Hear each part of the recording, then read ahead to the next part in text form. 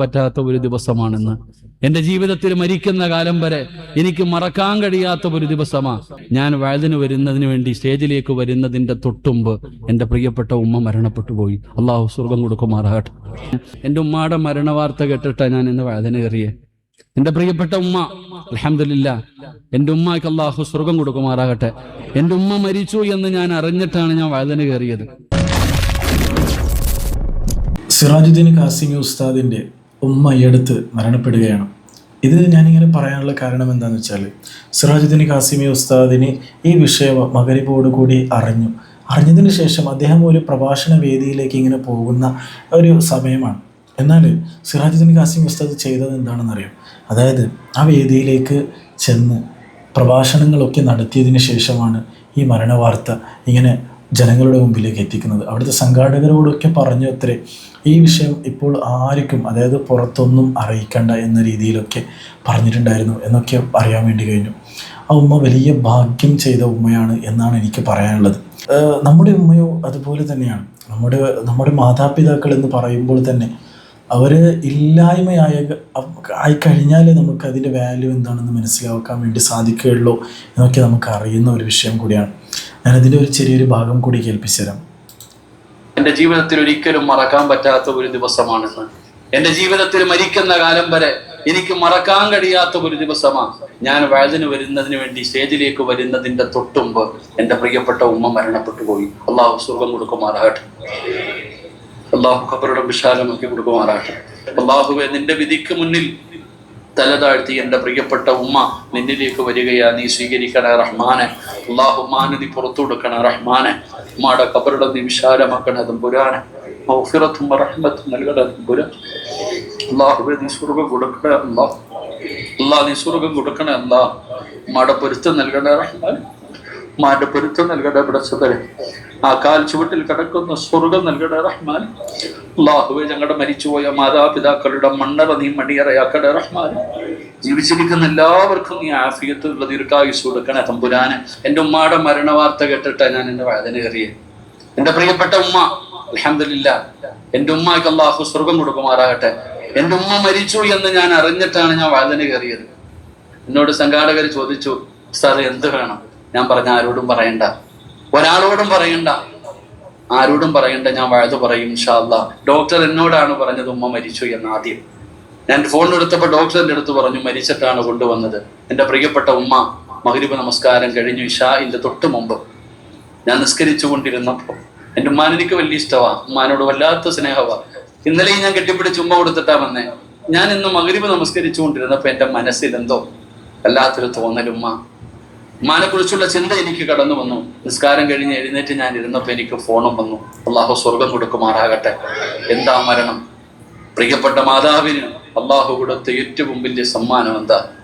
എന്റെ ഉമ്മാൻ അള്ളാഹു കൊടുത്ത ഏറ്റവും വലിയ സമ്മാനം, വെള്ളിയാഴ്ച ദിവസം മരിക്കാൻ കഴിഞ്ഞില്ലേ.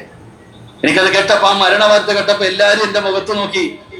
എന്റെ കൂടെ നിന്നവരൊക്കെ എന്റെ മുഖത്ത് നോക്കി, ഞാൻ കരയുന്നുണ്ടോ എന്ന്, എനിക്ക് സങ്കടമുണ്ടോ എന്ന്. എനിക്ക് സങ്കടമുണ്ട്, എന്നാലും അൽഹംദുലില്ലാഹ് എന്റെ ഉമ്മ മരിച്ചത് വെള്ളിയാഴ്ച ദിവസമാണല്ലോ.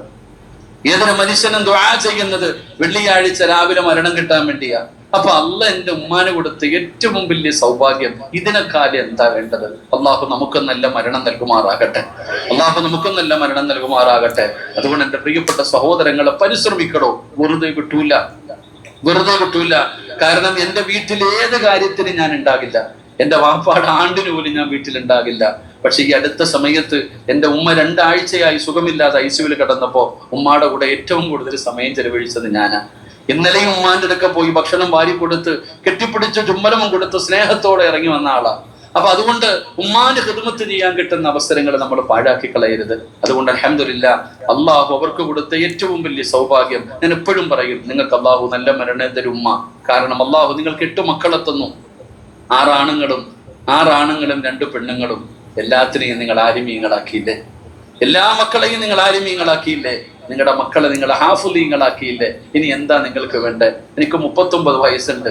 എന്റെ ജീവിതത്തിൽ ആദ്യമായിട്ട് എന്റെ ഉമ്മ എടാ എന്ന് വിളിച്ചത് കഴിഞ്ഞ ആഴ്ച ഐസിയുവിനകത്ത് കിടന്നപ്പോഴാ. ഉമ്മായിക്ക് അതിനകത്ത് കിടന്നിട്ട് ദേഷ്യം വന്നിട്ട്, എടാ പോയി ബില്ലടക്കടാ, എന്നെ എടുത്തോണ്ട് പോടാ, എടാ എന്ന് വിളിച്ചത് ആദ്യമായിട്ടാ. എനിക്കെന്ന് അത്ഭുതമായിരുന്നു. അത്രയും പാവമായ ആ ഉമ്മയ്ക്ക് അള്ളാഹു കൊടുത്ത ഏറ്റവും വലിയ സമ്മാനം ഒരു നല്ല മരണം കൊടുത്തു. സിറാജ്, ഞാൻ ഇത് പറഞ്ഞത് എൻ്റെ ഉമ്മായിക്ക് അള്ളാഹു നല്ല മരണം കൊടുത്തു എന്ന് പറഞ്ഞിട്ട് എനിക്കൊന്നും കിട്ടാനില്ല. നിങ്ങൾക്ക് എന്തെങ്കിലും കിട്ടാനുണ്ടോ? ഒന്നും കിട്ടാനില്ല. നമുക്ക് എന്തെങ്കിലും കിട്ടണമെങ്കിൽ നമ്മളും അതുപോലെ മരിക്കണം. അള്ളാഹു ഭാഗ്യം തരുമാറാകട്ടെ, അള്ളാഹു ഭാഗ്യം തരുമാറാകട്ടെ. എൻ്റെ പ്രിയപ്പെട്ട എല്ലാവരോടും നിന്റെ ഉമ്മായിക്ക് വേണ്ടി നിങ്ങളൊക്കെ ദുആ ചെയ്യണം. ഞാൻ ഇന്ന് വഅദ് പറയുന്നതിന്റെ പിന്നിലുള്ള ഏറ്റവും വലിയ ലക്ഷ്യം, എനിക്ക് എൻ്റെ ഉമ്മാന് കൊടുക്കാൻ, എല്ലാവരും ഉമ്മയ്ക്ക് കൊടുക്കുന്നതിനേക്കാളും ഏറ്റവും നല്ല സമ്മാനം എനിക്ക് കൊടുക്കണം. എല്ലാവരും എൻ്റെ ഉമ്മച്ചിക്ക് കൊടുക്കുന്നതിനേക്കാളും ഏറ്റവും വലിയ സന്തോഷം എനിക്ക് കൊടുക്കണമെന്ന് ആഗ്രഹം. അതുകൊണ്ടാണ് ഇന്ന് വഅദ് പറയാൻ കയറിയത്. ഇൻഷാ അല്ലാഹ് ഇവിടെ ഇരിക്കുന്ന എല്ലാവരും എൻ്റെ ഉമ്മയ്ക്ക് വേണ്ടി ഒരു യാസീൻ ഓതി ദുആ ചെയ്യണം. ഇത്ര എനിക്ക് നിങ്ങളോട് പറയാനുള്ളൂ. ഒരു യാസീൻ ഇൻഷാ അല്ലാഹ് എൻ്റെ പ്രിയപ്പെട്ട മാതാവിന് വേണ്ടി നിങ്ങൾക്ക് നാളെ ഖബറടക്കുന്നതിന് മുമ്പ് നിങ്ങൾ എല്ലാവരും കഴിവിന്റെ പരമാവധി ഒരു യാസീൻ, ഞാൻ കൂടുതലൊന്നും പറയുന്നില്ല, ഒരു യാസീൻ ഇനി ഓതാൻ സമയമില്ലെങ്കിൽ ഒരു ഫാത്തിഹയെങ്കിലും ഓതിയിട്ട് അള്ളാഹുവെ സ്വർഗം കൊടുക്കണേ എന്ന് ദുആ ചെയ്യുക. അള്ളാഹു നമുക്കൊക്കെ നല്ല മരണം നൽകി അനുഗ്രഹിക്കുമാറാകട്ടെ. അള്ളാഹുവെ നിന്റെ വിധിക്ക് മുന്നിൽ തലതാഴ്ത്തി എൻ്റെ പ്രിയപ്പെട്ട ഉമ്മ നിന്നിലേക്ക് വരികയാ, നീ സ്വീകരിക്കണേ റഹ്മാനെ. അള്ളാഹുമാന് നീ പുറത്തു കൊടുക്കണേ റഹ്മാനെ. ഉമ്മയുടെ ഖബറുടെ നീ വിശാലമാക്കണേ തമ്പുരാനെ. മഗ്ഫിറത്തും റഹ്മത്തും നൽകണേ തമ്പുരാൻ. അള്ളാഹുവെ നീ സ്വർഗം കൊടുക്കണേ അല്ലാഹ്. അല്ലാഹ് നീ സ്വർഗം കൊടുക്കണേ അല്ലാഹ്. ഉമ്മയുടെ പൊരുത്തം നൽകണേ റഹ്മാൻ. ഉമ്മാന്റെ പൊരുത്തം നൽകണേ പടച്ചവരെ. ആ കാൽ ചുവട്ടിൽ കിടക്കുന്ന സ്വർഗം നൽകണേ റഹ്മാൻ. അല്ലാഹുവെ ഞങ്ങളുടെ മരിച്ചുപോയ മാതാപിതാക്കളുടെ മണ്ണറ നീ മണിയറയാക്കണേ റഹ്മാൻ. ജീവിച്ചിരിക്കുന്ന എല്ലാവർക്കും നീ ആഫിയത്തുള്ള ദീർഘായുസ് കൊടുക്കണേ തമ്പുരാനെ. അള്ളാഹു ഭാഗ്യം തരുമാറാകട്ടെ.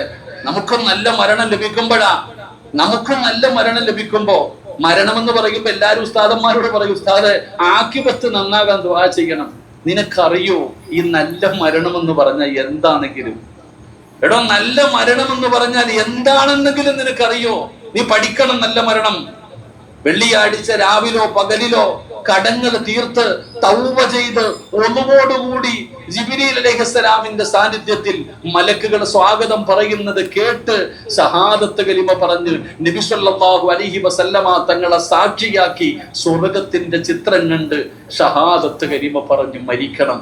മരിച്ച ഉടനെ നെറ്റിത്തടം വിയർക്കണം, മൂക്കിന്റെ ദ്വാരം വികസിക്കണം, മുഖത്ത് പ്രകാശമുണ്ടാകണം, ചുണ്ടിൽ പുഞ്ചിരി ഉണ്ടാകണം, ശരീരത്തിൽ സുഗന്ധം ഉണ്ടാകണം. ഈ 15 കാര്യമാണ് ഒരു നല്ല മരണത്തിന്റെ അടയാളം. ഈ 15 കാര്യം കിഴിക്കൊണ്ടപ്പോഴാ അത് നല്ല മരണം എന്ന് പറയാ. ഇങ്ങനെ ഒരു മരണം കിട്ടാൻ വേണ്ടി ഉസ്താദ് ദുആ ചെയ്യണമെന്ന് ഞാൻ നിങ്ങളും പറയണേ.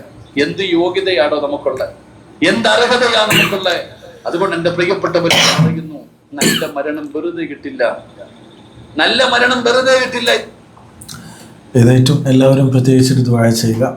ഇൻഷാ അല്ലാഹ് അല്ലാഹു സുബ്ഹാനഹു വ തആല ആ ഉമ്മാക്ക് മഗ്ഫിറത്തും റഹ്മത്തും നൽകി അനുഗ്രഹിക്കട്ടെ, ഖബറിടം സ്വർഗ്ഗത്തോപ്പാക്കി കൊടുക്കട്ടെ എന്ന് നമുക്ക് എല്ലാവർക്കും ദുആ ചെയ്യാം ഇൻഷാ അല്ലാഹ്. ഏതായിട്ടും മരണത്തിനെ ഭയന്ന് ജീവിക്കുക, ആഖിറത്തിൻ്റെ ശിക്ഷയെക്കുറിച്ച് ഓർത്ത് ജീവിക്കുക എന്നാണ് ഞാൻ പറഞ്ഞു വരുന്നത്.